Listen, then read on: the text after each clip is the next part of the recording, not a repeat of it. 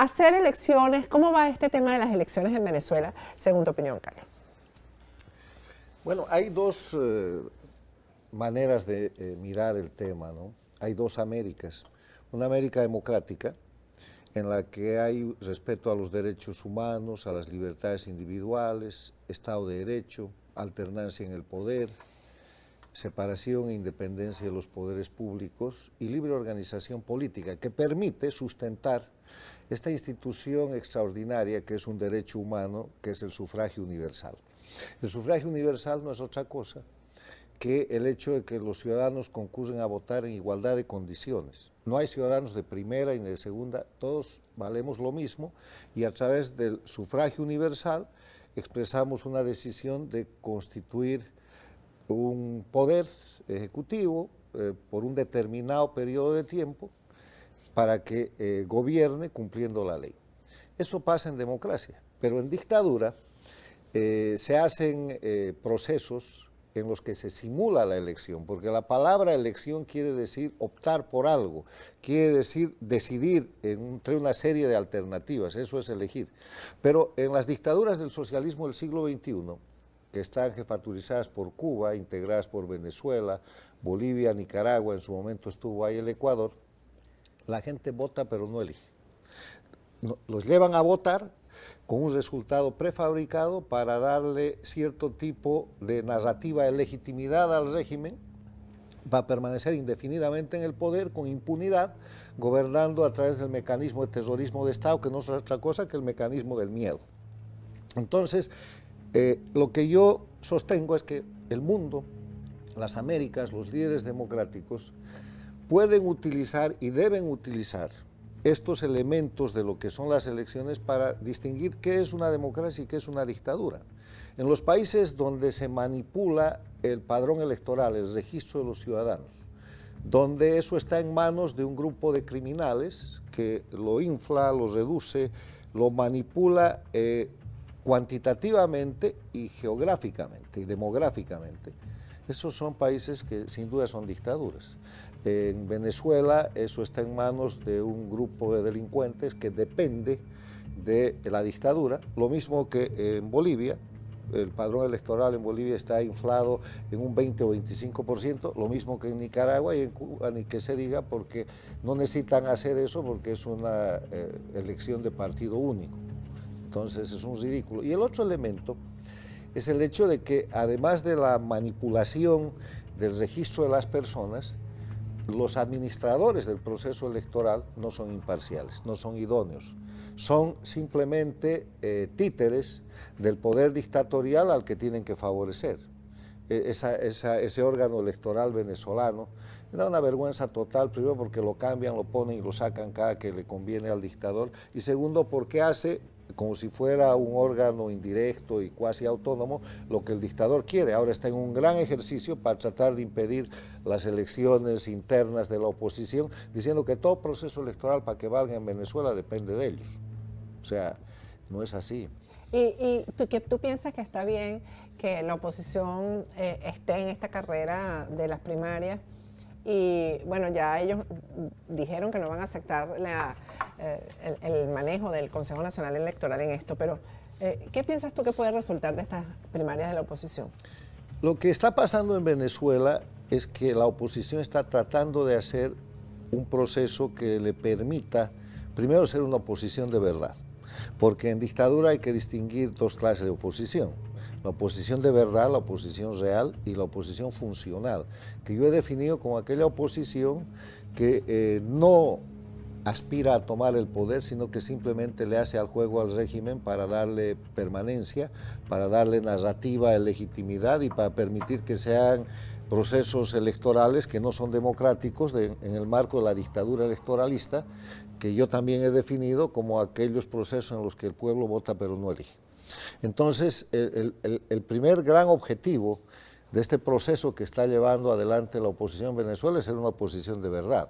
Y por eso es que hay mucha gente que se ha excluido y por eso es que la dictadura le tiene el ojo puesto. El segundo es que buscar una candidatura única que permita, además de demostrar que es una oposición de verdad, ganarle fácilmente la elección a la dictadura, aún en condiciones de fraude, porque la dictadura tiene un repudio generalizado. Si logran ese segundo objetivo, entonces van a poner en contra la pared a la dictadura, y la dictadura ya está sintiendo esa presión, entonces quiere desarmar el asunto. Y el tercer asunto es que por más que haya fraude en la elección, por más que en Venezuela se monte de nuevo un proceso de dictadura electoralista, los hechos notorios son tan grandes que van a tener que usar violencia o van a tener que utilizar un mecanismo muy parecido al que ha sucedido hace poco tiempo en Nicaragua, donde encarcelan toda la oposición, torturan toda la oposición real, masacran a la oposición y destrozan toda la institucionalidad y hacen elecciones entre el grupo de criminales que detenta el poder. Entonces, ese es el camino al que se está encaminando Venezuela, que no va a poder sujetar eso porque a cambio de cierto tipo de permisiones en esta materia, ha estado logrando un poco de oxígeno para lo que tú empezaste describiendo, que es su muy precaria situación, no solamente económica, sino también de estabilidad internacional, porque las dictaduras del socialismo del siglo XXI o del castrochavismo, Cuba, Venezuela, Bolivia, Nicaragua, se están cayendo, pero se están cayendo en presente continuo, está sucediendo ahora mismo, y eso acontece por lo menos por 4 razones. Primero, porque no tienen pueblo. ¿Cuál es el respaldo, ya que estamos hablando de Venezuela, de la dictadura de Maduro? 5%, 10%, la gente del régimen, ni siquiera la base que debería chavista, ser disciplinada de las Fuerzas Armadas y chavistas los respalda, no llegan al 10%. O sea, primero, no hay pueblo. Segundo, no hay economía. Y no hay quien los auxilie, esto que acabas de mostrar. Te iba a preguntar, ¿tú crees que Rusia, porque tienen una viajadera Rusia, China, a ver si logran ese auxilio económico, pero les deben demasiado dinero? No, es que además Rusia y China no tienen. Para dar hay que tener, y no tienen. China está en una crisis económica extraordinaria, se está cayendo su sistema inmobiliario, Rusia está en una guerra en la que le está pidiendo a Corea del Norte que le dé munición. Irán está en una situación muy crítica, o sea, ¿qué le van a dar lo que no tienen? O sea, primero no hay pueblo, segundo no hay economía, tercero, no hay narrativa. ¿Quién se cree el cuento de la revolución bolivariana o de la revolución cubana o del proceso boliviano? Sí. Y el cuarto tema es el que acabas de describir, no hay opciones. El año 1999 Cuba estaba en lo peor de su periodo especial, pero estaba mejor que ahora está peor de lo peor. Y llegó Chávez a la presidencia de Venezuela y les regaló Venezuela. Hoy día no hay que regalar, no va a aparecer otro traidor a la patria como Hugo Chávez que entregue su país y convierta un país de ser el país más rico de la región y más estable como era Venezuela en el año 99, en 25 años en un país que disputa si es más miserable o no que Cuba y le gana, porque este año más miserable que Cuba es Venezuela en la estadística internacional. Entonces, no hay pueblo, no hay economía, no hay narrativa, no hay opciones, se están cayendo. Pero el tema, a mí lo que me preocupa es el tema de la oposición. Ayer hice un programa, por cierto ha sido muy visto, sobre el papel de Manuel Rosales en todo esto, ¿no? Que es el candidato a la medida del régimen, el que además está con su espada de Damocles encima amenazado y que tiene que hacer todo lo que el régimen diga. Si finalmente este es el candidato, ¿qué puede pasar? Porque el tema es que quien ha movilizado el país en los últimos meses ha sido María Corina Machado y unos y otros la quieren eliminar, Carlos. Es muy claro que la candidata de la oposición real va a ser María Corina Machado. Y cualquier candidato que se ponga en medio va a ser un candidato de traición y va a ser un títere de la dictadura. Llámese lo que se llame. Y eso se repite en todos los países bajo dictadura.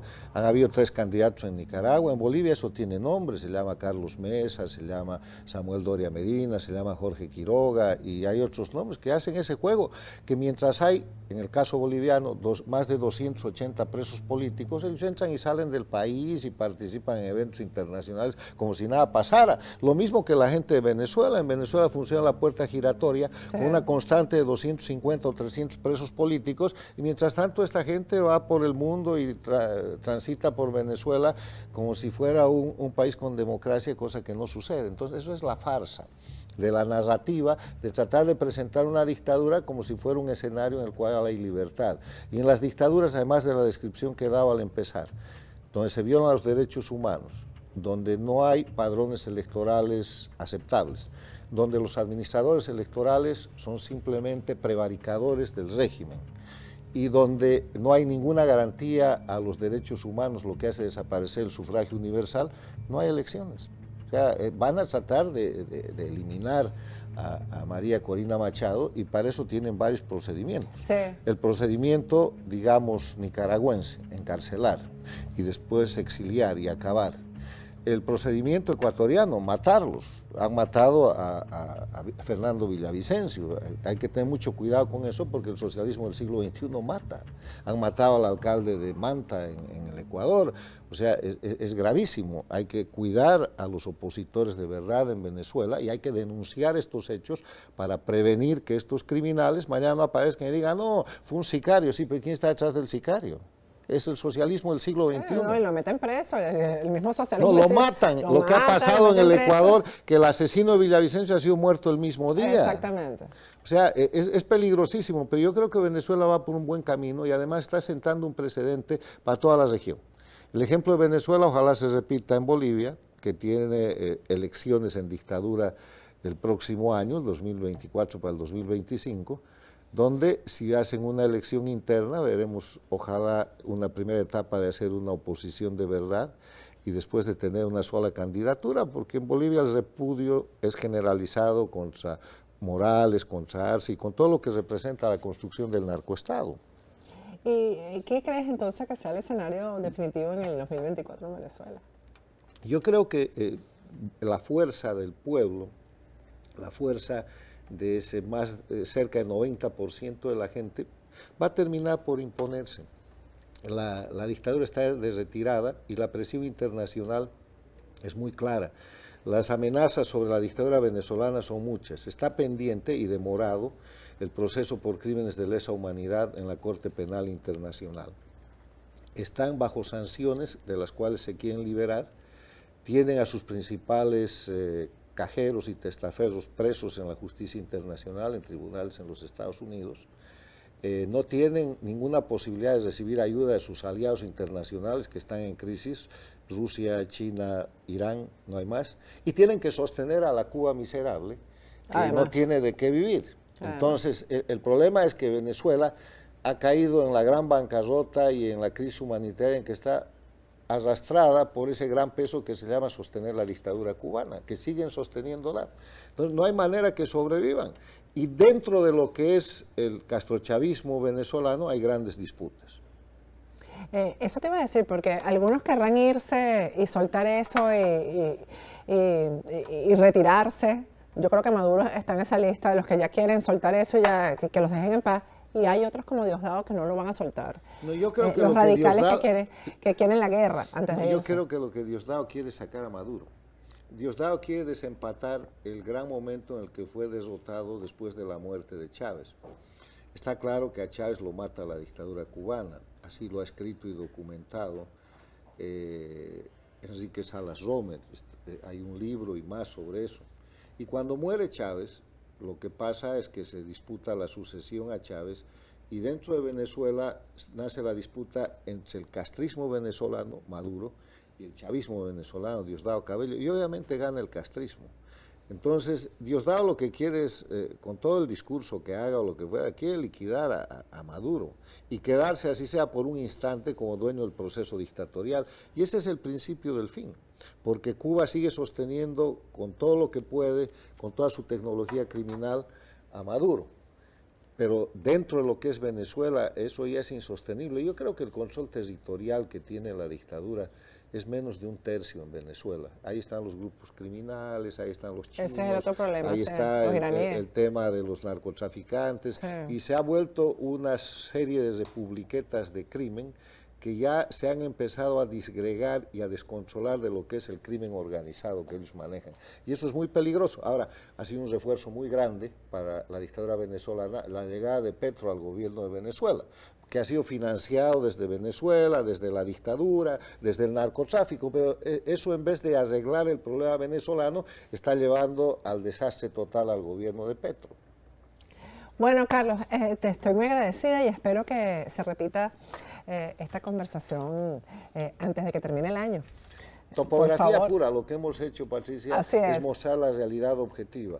Ahora, en ese marco de la realidad objetiva, harían falta dos cosas para que la caída de las dictaduras se aceleren. Primero, mantener la resistencia civil de los pueblos, en lo que no hay nada que decir porque hay mucha valentía en Venezuela, en Cuba, en Bolivia, en Nicaragua. Y segundo, que es lo más importante, que los líderes democráticos del mundo cumplan sus obligaciones internacionales.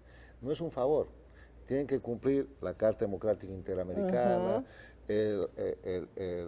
el Tratado Interamericano de Asistencia Recíproca, el Acuerdo de Palermo, la OEA, la Convención de Palermo, el Estatuto de Roma. Hay una cantidad de normas internacionales que no están siendo respetadas y que hacen aparecer a los líderes democráticos de las Américas y el mundo como cómplices de las dictaduras, porque si estos cumplieran el principio, por ejemplo, de no negociar con las dictaduras que violan los derechos humanos, de no transigir con los países que tienen presos políticos y de no aceptar resultados de grandes crímenes electorales como el de Nicaragua que acaba de suceder o el que quieren perpetrar en Venezuela o en Bolivia, entonces la cosa se arreglaría muy fácil.